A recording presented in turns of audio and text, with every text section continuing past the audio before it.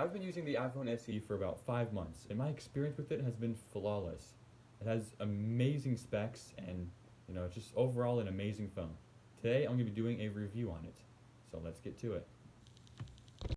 So first off, I'm just going to get the specs out of the way. This thing's rocking an A13 Bionic chip with 3 gigs of RAM, with a 12 megapixel back camera, and a 7 megapixel front camera. So that all the main specs are out of the way, let's talk about this phone.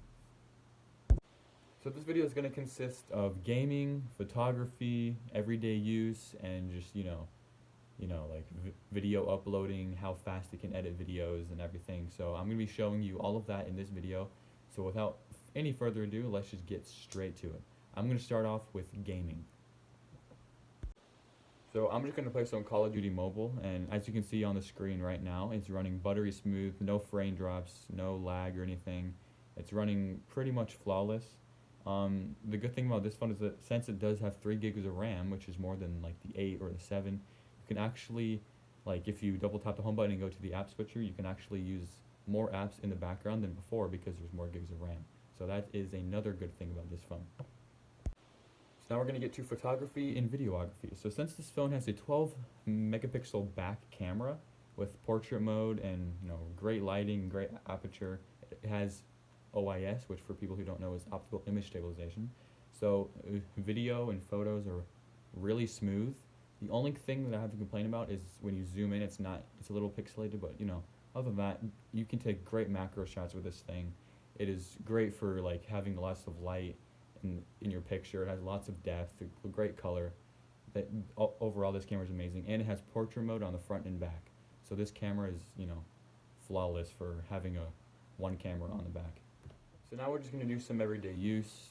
As I told you before, since it has 3 gigs of RAM, it has no problem going to the older apps. You can just quickly go through everything. You have no problem.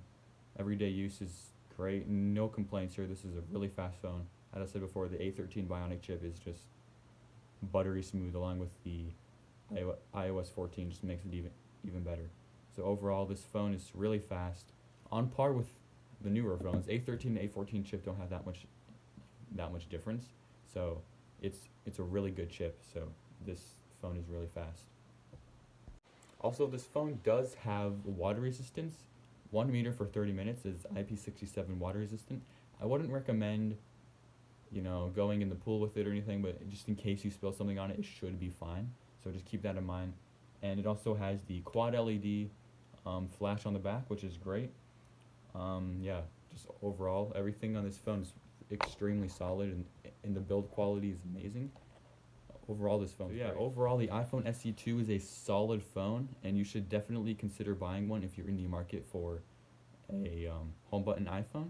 It is honestly amazing, or any iPhone for that matter, if you just like the smaller form factor. I love this red color. It is my personal favorite color. This phone is just amazing and is a great buy for 2020. I hope this video helped you, and I'll see you guys later. Peace.